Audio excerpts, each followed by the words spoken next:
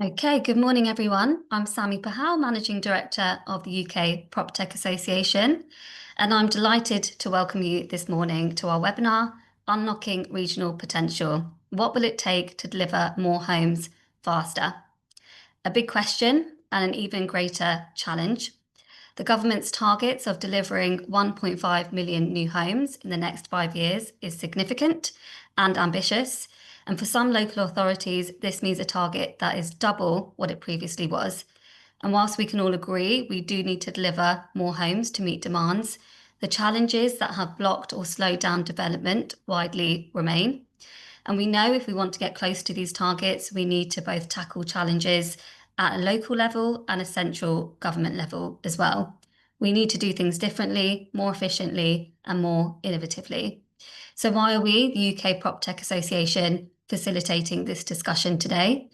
We believe and have seen the use of PropTech make a difference, whether it is identifying new sites that otherwise would have not been uncovered, or getting through that analysis of sites at a much faster pace, making data available to be able to make faster and more informed planning decisions, or improving the way in which we engage citizens on new proposals, leading to an increased likelihood of planning approval. The Opportunity for PropTech report that was commissioned by Ministry of Housing, Communities and Local Government demonstrates clear examples of the impact today that technology has had. And this has also come through from those that have been funded by MHCLG's PropTech Innovation Fund as well. The government recognises the role that technology can play, and the Prime Minister himself has talked about the role of AI in planning and announced a new AI tool called Extract, designed to digitise planning records. But whilst we have seen the difference technology can make, we also know that to date this has been at small scale. And to really see the full potential and to help enable delivery of new homes, we need transformation across the entire process, and we need collaboration across private and public sector.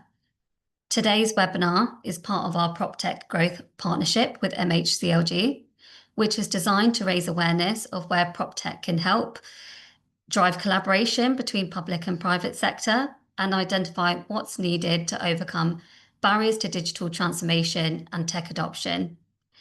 We plan to run a series of regional roadshows, bringing case studies and stimulating important discussions at a local level.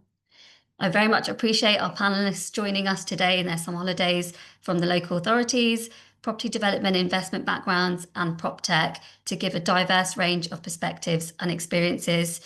But we also want to hear from you as well. We have a range of people in the audience today from public, private sector, and PropTech, and you will have the opportunity to engage with us through a quick poll, which my colleague Gabriel will load very shortly and talk you through, and by putting comments and questions, comments in the chat and questions in the Q&A function. We'll also have a Q&A towards the end of the panel discussion, so you will have the opportunity to ask questions directly to our expert panelists. But first, I'd like to invite Sorsan Mohammed from MHCLG to say a few words as well. Sorsan, if you'd like to turn on your camera. Yes, hi, thanks, Sami, and good morning, everyone. I'm really excited to be here. As Sami mentioned, I'm Sorsan Mohammed. I'm PropTech Strategy Advisor here at the Ministry, and one of my responsibilities is to oversee this wonderful growth partnership agreement that we have with the UKPA. As mentioned, as Sami mentioned, yes, the government has an ambition to build 1.5 million homes as Parliament. And although we recognise the challenges, there are also a lot of opportunities I see here, in particular the role that technology and PropTech can play in accelerating delivery. So I'm really excited to hear from the panel and from the audience. I think it's really important to collaborate and engage with the industry and hear what you have to say. I think your insights will greatly help us to better understand the regional challenges. Maybe there are common themes across all regions, but maybe there are specific needs and challenges in certain regions. And more importantly, I'm hoping that we can come out with some really great solutions that are needed to overcome these barriers and challenges. I'll also be interested to hear your thoughts on what you think government's role could and should be playing here. So really interested to hear that as well. So yeah, looking forward to the session. Thank you, Sami, and I'll hand back over. Thanks. Thank you, Sorsan. So before we kick things off with the panel discussion, as I mentioned, we have a quick poll that we'd like to put on the screen for you all to complete. So Gabriel, can I invite you to join and start the polls? Okay, in that case, I think we're probably having some technical difficulties. But what we'd like you to do in the meantime is just put a quick note in the chat, if you wouldn't mind, and just telling us what you think is the biggest blocker to delivering housing today. So if you put a quick note in the chat, and we'll hopefully get to the polls a bit later. Okay, seeing some comments coming through. Planning, of course. Affordability and planning, lack of resources, capacity within the building industry, lack of skills yet,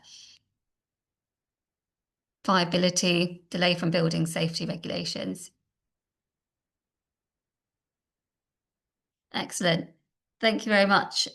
Keep putting your comments in, and we will try to come to them as we kick off the panel discussion as well. So on that note, what I'd like to now do is just invite our speakers to join us. So first off, I'd like to invite Kate Josephs, Chief Exec of Sheffield City Council. Kate has unique experience in both local and central government in the UK and the US, and is an expert in policy and public service delivery. I've seen and heard about some of the regeneration projects in Sheffield myself, and I'm really excited to hear more from Kate about the housing targets in Sheffield and her views on what it will take to deliver more faster. So thank you, Kate, for joining us. Next, we have Liz Watts, Chief Executive of South Cambridgeshire District Council. Liz Watts has over 15 years experience in local government and has served as Chief Exec at both East Hertfordshire and South Cambridgeshire District Councils. And South Cambridgeshire District Council is one of the grant funding recipients from MHCLG as well. So I'm looking forward to hearing more about the impact that the technology products have had for you, Liz. Next, we have Akil Malik, partner at Shore Capital. Akil focuses on investment, development, and regeneration, and he brings a strategic and commercial perspective on unlocking sites and accelerating housing delivery across the UK from a private sector perspective. So thank you, Liz and Akil, for joining us. Next, we have Alistair Parvin, CEO of Open Systems Lab. Alistair is the team, Open Systems Lab is the team behind Plan X, and Alistair is an architect by trade, systems thinker, and is a leading advocate for open source digital tools and new models of planning and development that put people and places first. Very much looking forward to hearing more about your experience and your vision, Alistair, for what needs to happen. And last but not least, we have Phil Chichester, co-founder of Landcycle.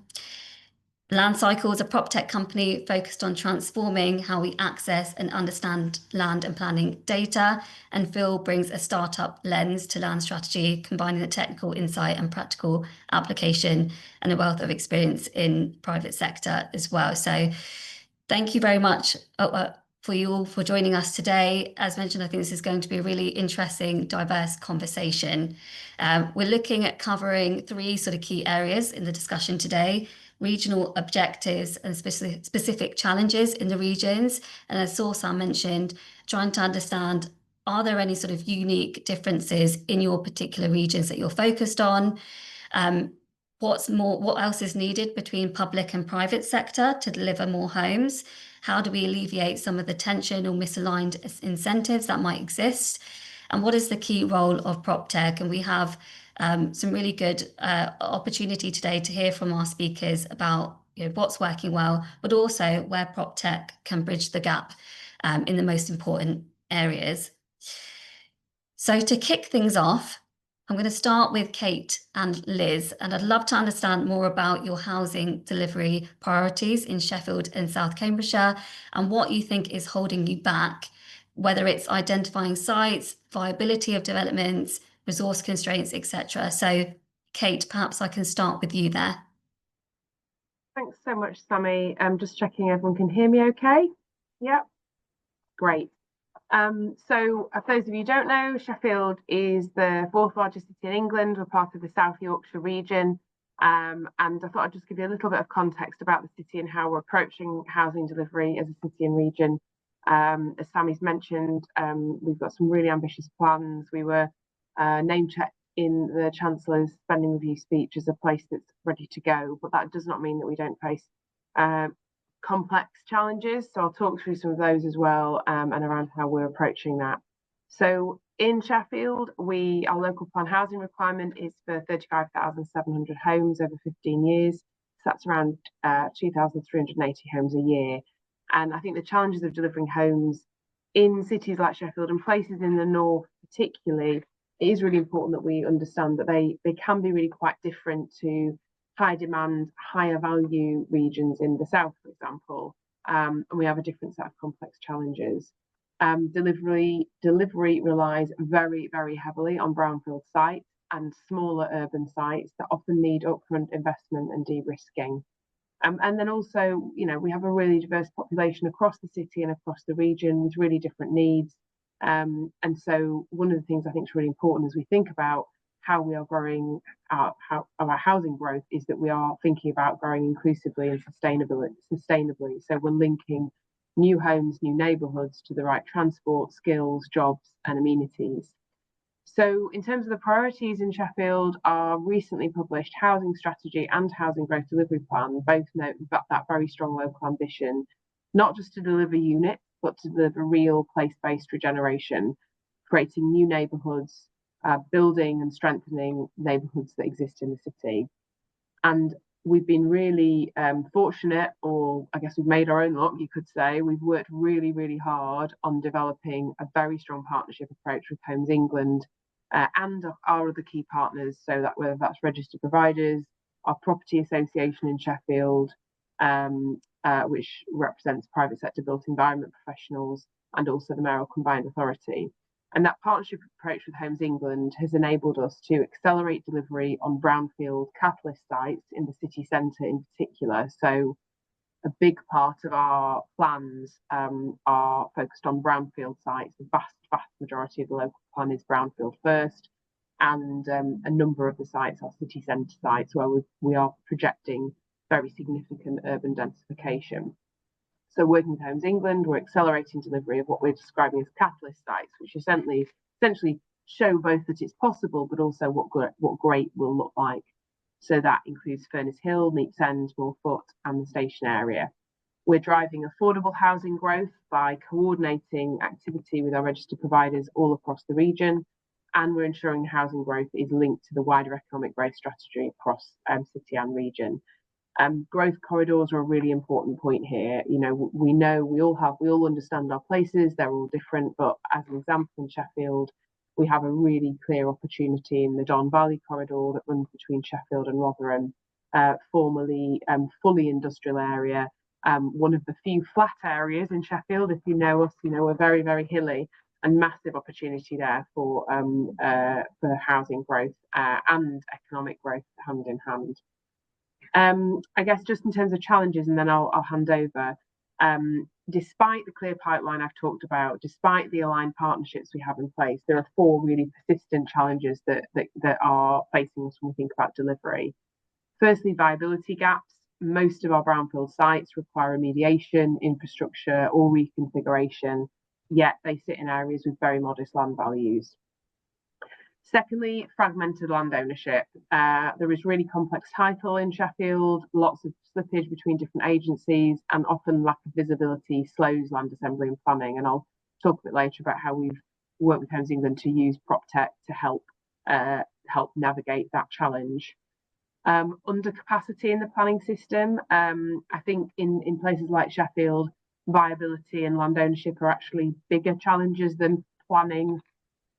Full stop. We'll get into the different aspects of that. But what is an absolute truth is that resources and councils have not kept pace with the scale and complexity of the delivery challenge. We have a really excellent planning team in Sheffield. I'm super proud of them, but they are under so much pressure. And we all know the pipeline of talent coming into local government planning is not what it needs to be for the scale of delivery. And then the final thing I'll flag is barriers for SME developers, whether it's finance, access to land. We find that small builders, often there's some fantastically innovative small builders in the city and region, can't compete or wait through very lengthy planning processes.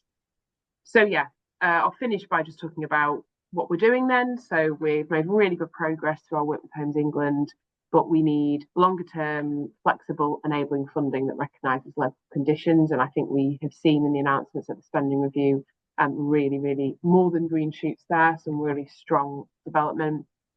We need support for small site delivery, and we're part of a small site accelerator programme working with MHCLG. But that includes not just public investment, it's going to need tech-enabled solutions to de-risk and promote opportunities for very large number of very small sites. And then that culture, I'll come back to. Culture eats everything for breakfast, doesn't it? And that shared delivery leadership has been so important in Sheffield. The Sheffield Together model that we've developed, I think, shows what's possible when councils, national government, agencies like Homes England and registered providers are willing to share data, align pipelines and work across boundaries. And PropTech has been a big enabler here for all of the work we've done. What I will say is it only works, it's only valuable if it's integrated into a culture of collaboration and a delivery process rather than sitting beside it. That's probably everything I want to say. Thanks for now, but happy to answer questions and get into the discussion later. Thanks very much, Kate. That's really helpful to get an understanding of not just what you see as the main challenges in terms of viability, especially, but also what you're doing about it and the work that you're doing with MHCLG as well. Love to dig into more of that a bit later. But Liz, same question to you. So what are your current housing delivery priorities in South Cambridgeshire? And what do you think is holding you back at the moment from delivering more homes? Thanks, Amy, and good to be with everyone this morning. I'll try not to repeat stuff that Kate said. We have some similar challenges, but some different ones too. Obviously, we are a kind of, a key growth area in the Oxcam corridor, the innovation corridor, and the government has announced significant plans for additional housing in and around Cambridge. We currently have 32,000 permitted homes, and we've got another 15,000 coming through in our emerging local plan. So around about 50,000 homes. But our biggest challenge, I would say there's two. The first is delivery. So most of our permissioned homes are on strategic sites. And we took a conscious decision in our last local plan with places like Northstowe and Waterbeach, effectively to build new towns. And developers on our strategic sites tell us that they're building one house a week. So you can do the maths there, but it's not fast enough, I guess. Short story. So I think the developer model is an issue for us. I think we need to, diversify the supply chain so that we're less reliant on volume house builders. That would really assist us because, we've got all these homes permissioned. The other thing that's holding us back is infrastructure issues. So we have a water crisis. We have a wastewater crisis. At the moment, Anglian Water are refusing sites on the basis of wastewater and water in commercial sites. And we are working closely with CLG on a water scarcity programme to try to address that. Also, we've got issues around transport challenges, DCO consents for major infrastructure projects. So infrastructure is an issue for us. I would say that we don't have any issues in terms of capacity in our planning service. I've got a team of 138 planners across Greater Cambridge. It's a joint service with Cambridge City Council.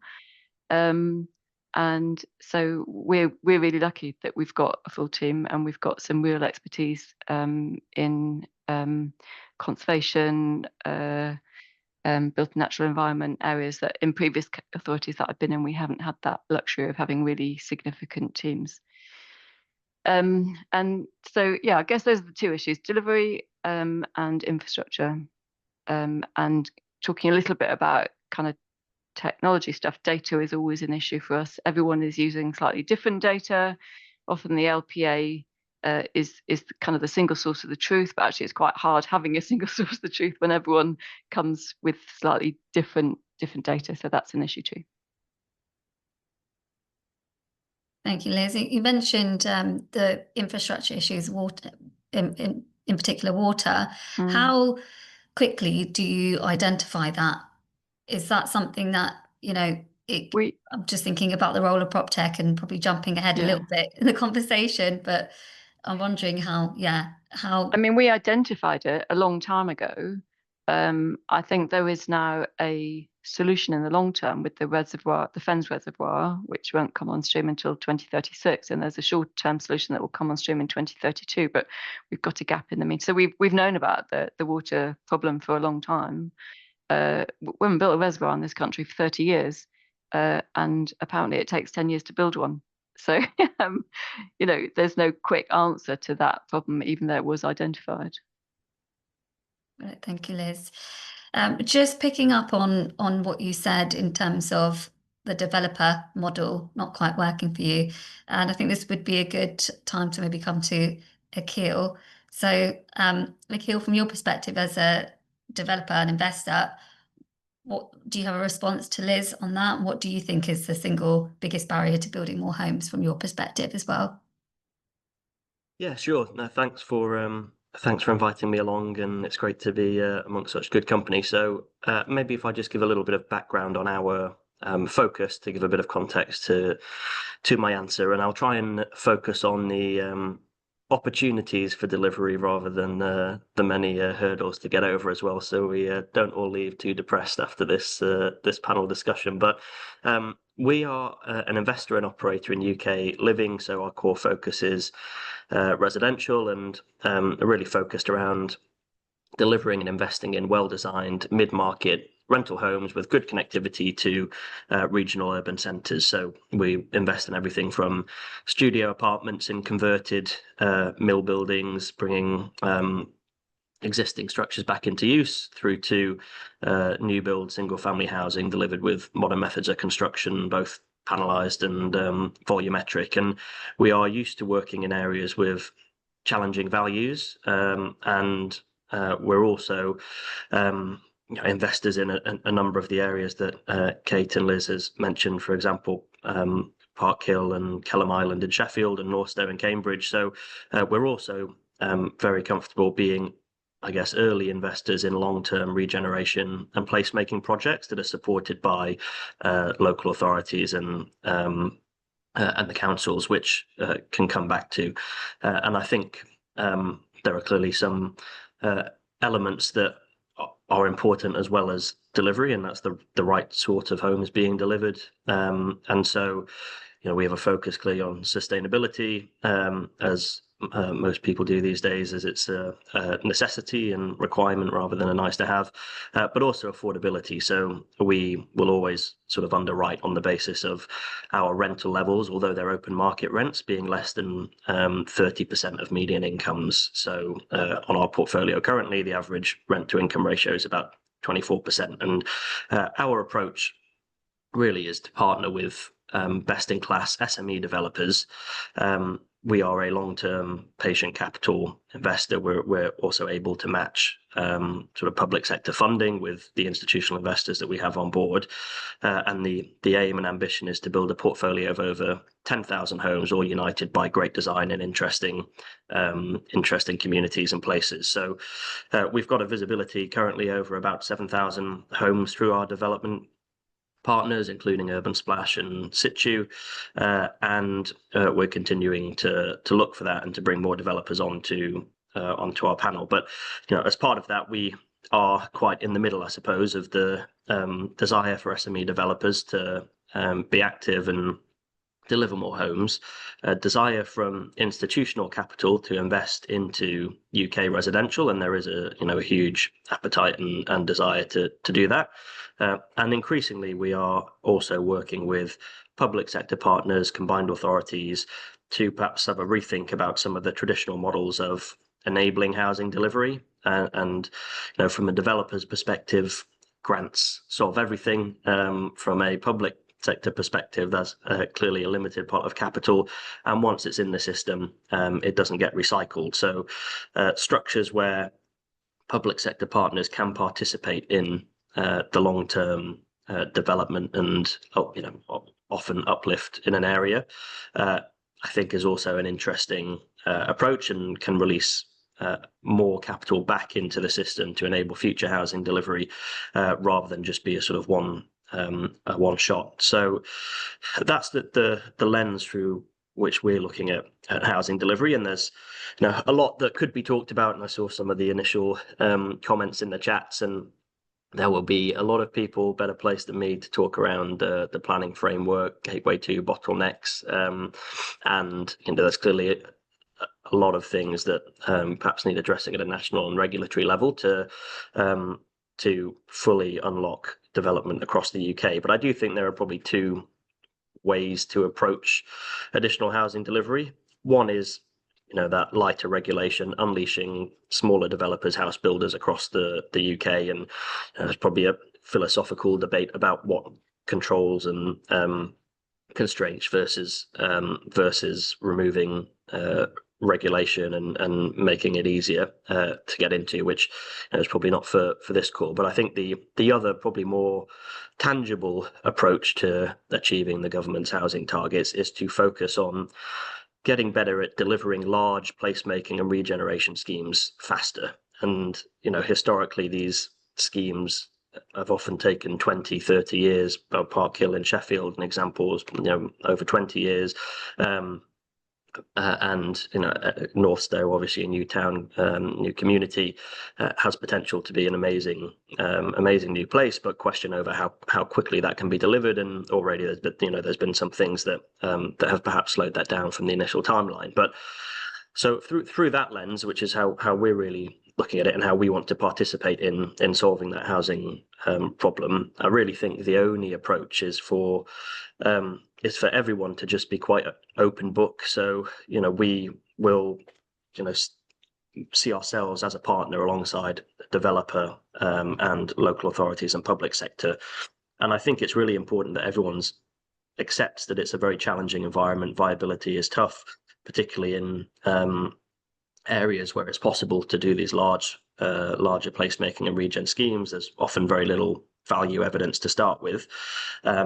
Local authorities and public sector partners often have land that can be contributed or assembled to remove some of the risk from a developer and an institutional funder, and clearly that risk management is an important part of it. But I think it's important that all parties acknowledge the constraints and then also acknowledge the important factors from a return perspective, housing delivery perspective, local investment perspective that need to be achieved, and work together collaboratively to try and solve them. I think that's the only way really that there can be a scalable approach to housing delivery. Otherwise, at the moment in the current environment, there may be a handful of sort of transactional schemes that work and can get over the line without needing too much intervention or creative thinking. But what we see our role as being a patient capital, long-term private sector investor is to be able to take a view over 20 years and say, well, typically these placemaking and regen schemes, a lot of the risk comes from uncertainty about the master plan being delivered. So you might end up with a stranded asset or small number of homes without the wider community being delivered. But if there's a very open conversation between public and private sector partners up front about that master plan and a commitment from all parties, and an unlocking now of institutional capital, pension funds, insurance companies, sovereign wealth funds that have the ability to take this longer term view, then I think there is a route to delivering schemes that previously took 20 years in 7 to 10. And if we can do that across the UK, then hopefully we can accelerate delivery quite a lot. And one example is we are working with a combined authority on their strategic plan, thinking about how we can crowd in private sector investment to areas that are important to them and to the council. and we can match fund any funding that the public sector is able to put in. That then provides sort of proof of concept, which can attract other private sector capital, crowd in, and then all of a sudden the scheme starts to make sense. So that's one case study of how we're doing that in practice. Thank you, Akhil. I wondered whether Kate or Liz, you had any thoughts on that and the sort of collaborative approach that Akhil was talking about to de-risk development and investment opportunities. Yeah, I mean, I think it's absolutely the right way to go. And that's certainly what we've tried to do on our strategic sites. As you say, I think it's about being kind of really open and transparent about what each partner is trying to deliver, and that isn't always straightforward. But I kind of fully support the approach. Thanks, Liz. Kate, any thoughts from you? Yeah, I mean, I agree. I think it also we need to have the ability and the capacity and capability in our teams to identify the right sorts of partnerships for the right sorts of projects and programs. I mean, Akhil's mentioned a number of areas in Sheffield. The Park Hill partnership is one where I think there's probably lots of learning over the many years that we've been at that. I think things feel probably as good as they've ever done in terms of getting that very, very complex and iconic site progressing. But my view is there isn't one cookie cutter way of getting the right partnership. It depends on a genuine conversation between everybody involved and the specifics of the site and the ambition. But yeah, I think that we can all agree on the underlying point for sure. I think it sort of sounds like, from my perspective, I'm not an expert in this area at all, but it does seem like the collaboration that's needed and I guess the big picture thinking to make it more of a viable proposition for developers and investors is often the length of time it can take when you're thinking about it as a place or as a community. That in itself makes it more risky. You talked about how long it can take, Akhil, in terms of actually getting these developments off the ground. That as a developer and investor is obviously quite risky then, but you sort of need to understand how it's going to fit in amongst the entire place and think about it with that bigger picture in mind. And I'm wondering whether someone's actually put a question in the Q&A and talked about innovation, and that probably leads us on nicely to this next section.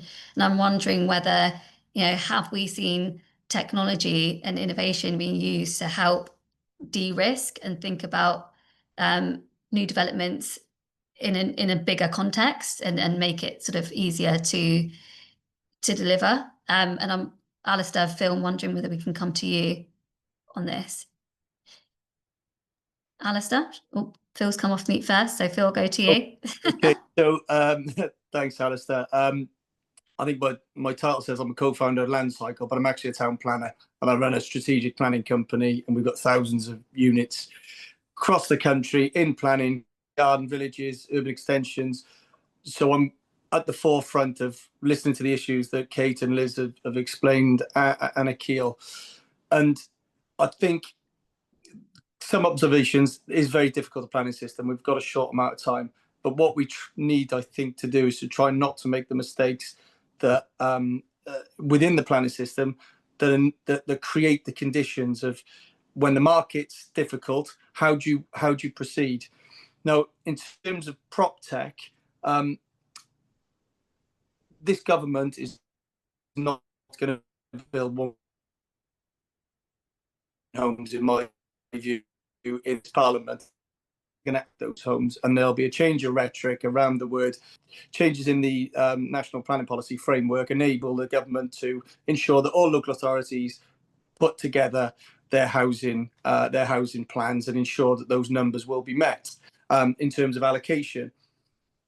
The issue I think that we need to tackle in that is viability, minimum price and collaboration. If you allocate a site, local authorities, and I think the NPPF hasn't gone far enough, you must know my minimum price in my contract and whether I can collaborate, because those big sites are all stuck when there's a high minimum price and you have and you haven't got the ability to work with your partners. Big sites will then struggle. If you don't understand the financial implications of allocating a site, they shouldn't be allocated at that point. How do we stop that? I mean, again, PropTech land cycle has the ability to, you can click on sites over 10 acres and get instant viability. Now, it's never going to be exactly on point, but it gives you a framework to build key decisions from. Should I allocate a site? If your minimum price is £800,000 and the market value is £400,000, there is going to be a problem if you allocate that site. And I think it's local authorities need to ensure that they fully understand that before they're allocated. Most of the problems that we run into start there. How do you move a site on when there's an owner land expectation of X and the actual market will tell you why? Giving people information is also key. Engaging people. So one of the key questions is, how do we get to 1.5 million? Well, I think Liz and Kate talked about data. People need data. If you're going to participate in the planning system, you must have this, everyone must have a level playing field. And land cycle was built internally for me to use and my team. And all the information that I need to make the key decisions is available. And the public needs to be able to see that.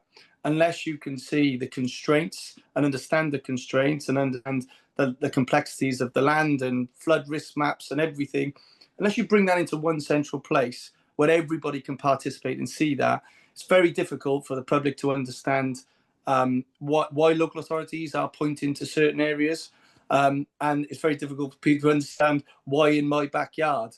And most of the time, town planning isn't rocket science. There are certain places you can go and there's certain places you can't go. But unless you can understand that and see and be transparent with the information and ensure that everybody can go away and look at it, it's very difficult to communicate. So the key for me is, if we're going to allocate these sites, make sure you understand the viability, the collaboration, particularly on the big sites. You can't bring small house builders in if the land value is too high from the beginning. So getting data available to people and ensuring that everybody has a central place that you can go.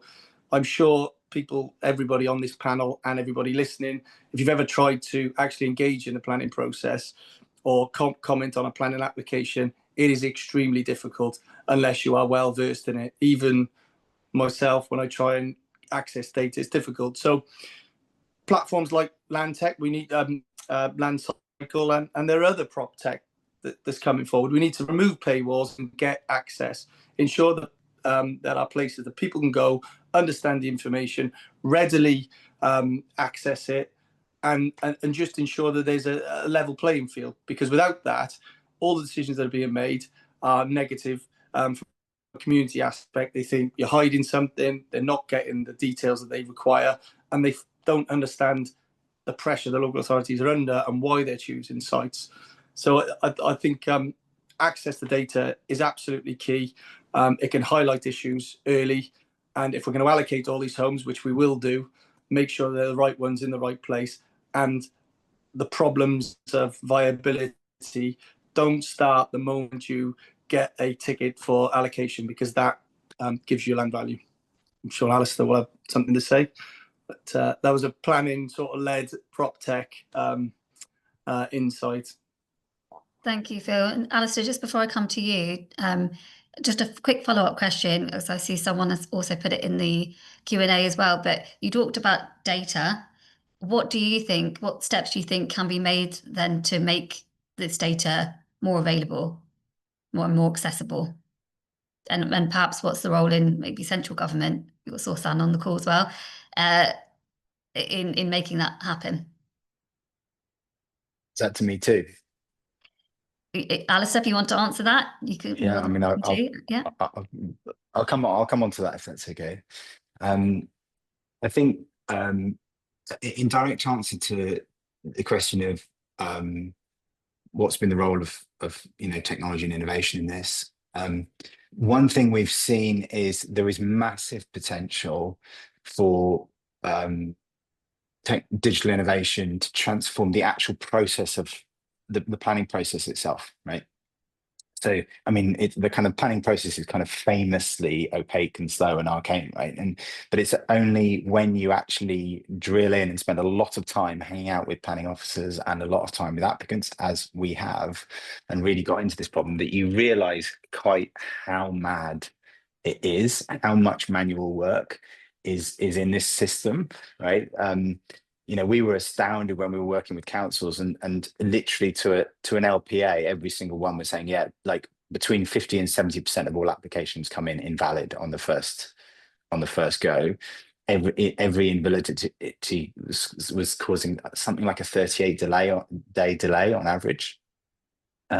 So huge, lots of this just procedural stuff, right? I could go on forever about these other ones we found. Like, so spoken to a major consultee, said, by the way, 40% of the consultation requests they didn't need to actually get, based on standing advice that is on their website, but no one reads it because it's locked away in a PDF, right? So there's when you actually spend a lot of time with planners, you realize how little of their time they spend actually planning. Right? A lot of the time is spent doing inquiries, failure demand of various kinds, information requests, chasing people, validating stuff, reading long documents, a lot of stuff. It just, planners will complain that a lot of these reports are just filled with their own stuff, just regurged back at them. So there's a huge amount of wastage kind of in the system. So obviously the work that we've been doing through Open Digital Planning has been exploring how we can train that, and it's huge, right? None of this is anyone's fault. It's just because the planning system was made for the era of documents, and we're now moved that into electronic documents, but basically that's still how it works.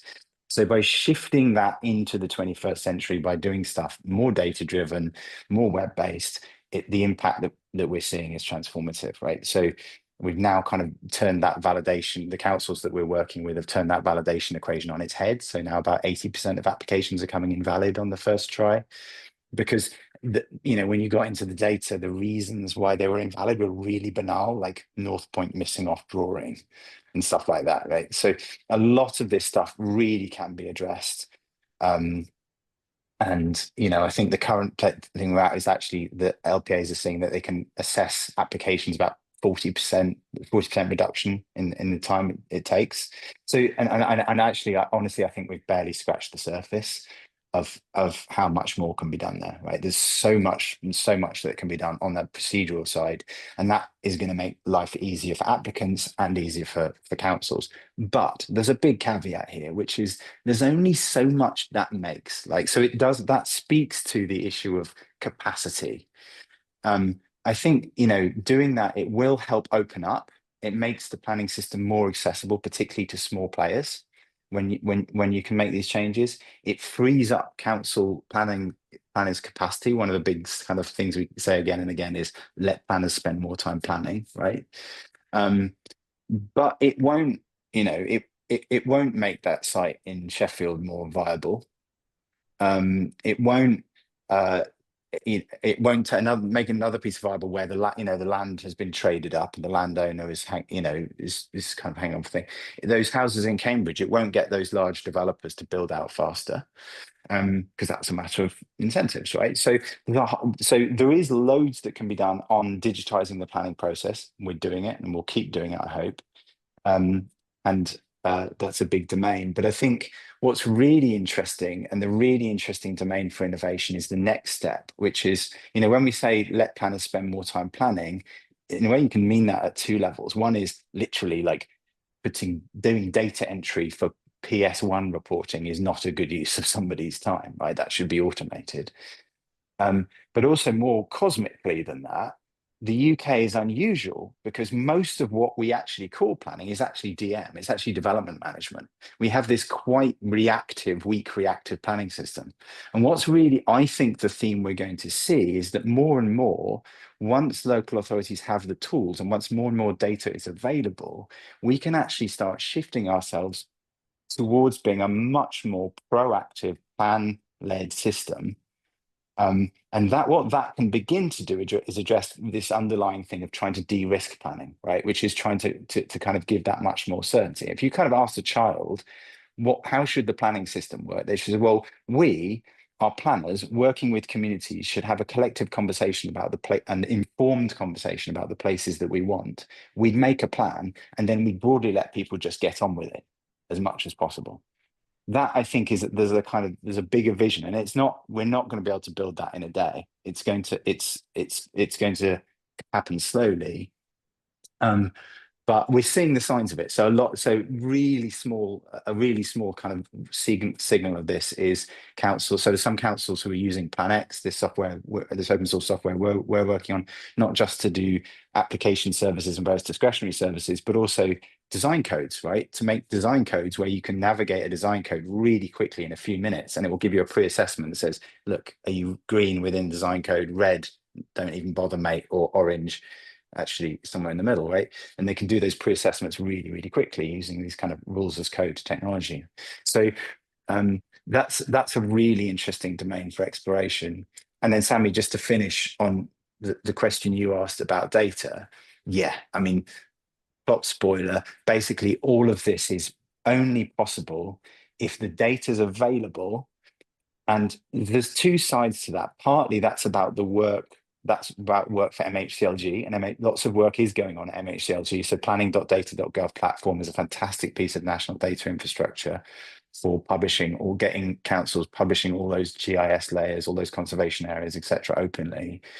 But there's also a big transformation that's needed in the software space and in the software market itself, which is about data interoperability, right? Which is modern planning software should have an API, right? If you are a PropTech company, do not build a piece of software or a business model that relies on you hanging on to a load of data and not having an API, because it's 2025, guys.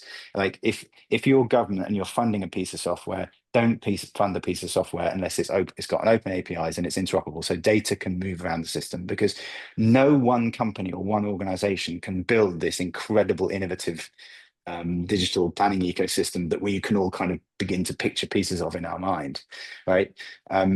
So the only way it will happen is if data can move around to where it needs to be. So yeah, don't fund stuff that isn't interoperable, don't procure stuff that isn't interoperable, and so on. I think so that's a big kind of in terms of the technology market side, that's a kind of a big mindset shift, and that involves both the public and the private sector.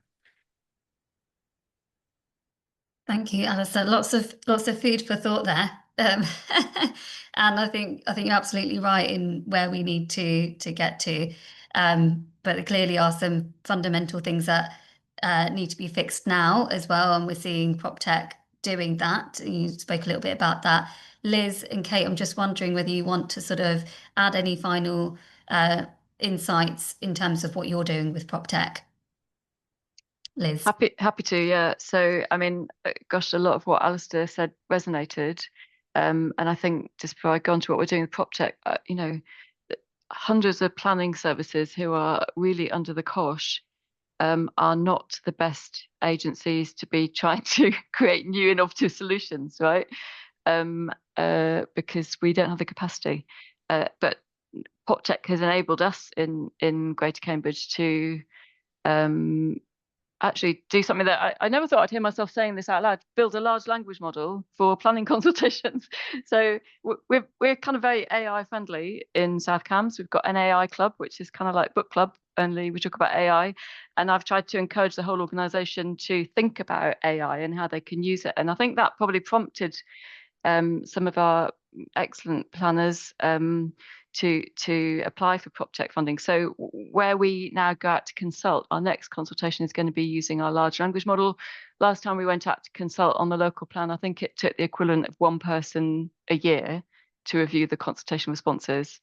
And that model is now going to help us get down to a matter of days. We worked really hard to make sure that, you know, we've consulted with the public, that people feel that it's kind of reliable, that it's transparent, that we are, you know, using people's responses sort of safely and reflecting their views properly. So that's a really big step forward for us. we've also got a 3D model that we're using, which is being rolled out across the area, and that helps in sort of trying to front load the planning system, so you don't end up everything backing up into the planning application process, but you use a 3D model with the public so that they can see what's going to happen as you're going through your local plan process. And the more you can bank in the local plan process, as Alistair said, the less you've got to do sort of further down the line when you're kind of going through DM processes. So I think, there's massive opportunities with technology. We were really, PropTech was hugely kind of helpful for us in terms of funding our plans, but I think lots of authorities will just really struggle with capacity when they're already, very stretched in terms of actually churning out decisions. Thanks, Liz. Kate. Yeah, just to come in on a few examples from our experience. I really agree, by the way, with everything that's been said and Liz's points about how one of the greatest challenges to innovation happening in any context is the sort of capacity and space to think differently and the culture that enables that. And I think it's really striking that in lots of parts of local government, our teams have been under the cosh for such a long time, across the board. My budget, I'm sure, is about half what it was in 2010. The city hasn't stopped growing. The challenges we're facing haven't stopped. So we've had to become more and more efficient. But I think we have lost a bit of the space and culture to innovate, and that's something that's on us as leaders to create the conditions for. Interesting question for me, I suppose, in the planning space around the role that mayoral strategic authorities may be able to take in unlocking some of that, the sort of bigger thinking around sharing data and looking at questions differently. There's lots of detail to be worked through there. From our point of view, in Sheffield, I'm certainly not an expert on all the different tools out there, but through the work we've done with Homes England, one of the things that's been really positive is sort of access to their expertise and indeed their connections. So we've done a lot of work with Homes England and Clifton and Wakefield on using land insight to monitoring facts to monitor planning applications, site ownership constraints. So all the catalyst sites I mentioned, which, to answer one of the questions in the Q&A, they don't deliver the majority of the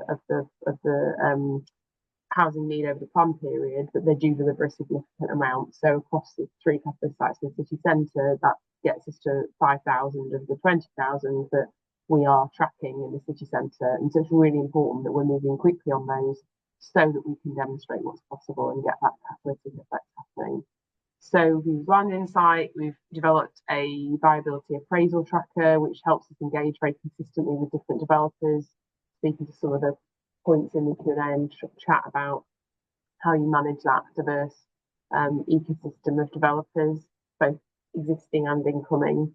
All of our sites are mapped spatially and clustered for opportunity analysis, and one of the things that's helped with is to sort of think across boundaries rather than site by site, so to think with that sort of master planning head on. And then as they've all progressed, we've used drone imagery, BIM, 3D visualization tools and the like to really build that sort of sense of stakeholder confidence and actually community confidence, and to shape proposals and make it easier for people to engage. I think my sense would be in terms of the role of PropTech going forward, and again being optimistic, because I think there's a lot of reasons to be optimistic. The power of a very ambitious target is that it is forcing us to get under the skin of a case of how do we deliver this instead of observing the problem, I guess. So using technology to strengthen partnerships and accelerate delivery, using technology to unblock where there are practices around data being held in silos, all of that I think is a really powerful piece of what we need to do going forward. And I think also using it to help us ask questions that bring together some of the challenges we face. So both Liz and I have mentioned the kind of connection, thinking about homes and house building and housing as not just about building homes, but about thinking about the whole of the neighbourhood around it, and whether that's thinking about water availability, energy infrastructure, flood defences, transport. it is really helpful to have quicker, easier, and more engageable with, that is not a word, but you know what I mean, more easy to access ways of bringing all of those complex factors into one space. So trying to get the whole of the issue on the table. So yeah, really happy to be in that space, and I think equally committed to making sure we're using data well and openly for that really meaningful and confident collaboration across public and private sector. Thank you very much, Kate, for your comments there. I'm conscious of time, and apologies, we haven't been able to answer as many questions in the Q&A that I would have liked, but this has just been such a full conversation, and I think we've barely scratched the surface, but also covered so much at the same time. So it's been really fascinating to hear both perspectives from public sector and private sector, and then how you're thinking about technology, what it can do now, what it can do if we actually sort of fix some of these critical issues, and how we can actually become a bit more proactive in planning and delivering homes as well. So it's been really fascinating to hear all of your perspectives and own experiences on that as well. I'm just going to hand over to Gabriel, who's joined us again. Welcome back, Gabriel, to just talk a little bit about next steps, and then we'll just close the panel. Yes, absolutely. Thank you, Sammy. And apologies, there was a technological glitch and I couldn't be here for the initial polls. But I'd just like to mention you will each receive an email after the session. We'd like to hear from you. We'd love to hear your feedback in terms of the discussion. We'd love to understand how to best kind of tailor these sessions in future, and we appreciate the questions you asked. We will aim to follow up more of these conversations and bring them to life with some of the questions you asked today. So if you get a moment, if you'd like to share your session feedback, you can also do it after. I'll share the link with you. But I also have a link to a PropTech role of PropTech report that we launched earlier this year. So if you would like to learn more about the role of PropTech and about the opportunity for PropTech, you can scan this QR code and you'll be able to download our report. With that said, I'm going to hand it to Sammy for any final comments. Thanks, Gabriel. Conscious we've run up over time, so just to say thank you very much for tuning in, and a huge thank you to our panelists as well for sharing your insights, perspectives and thoughts, and look forward to continuing the conversation further, hopefully in a location near you. Thanks very much, everybody. Bye-bye. Have a great day.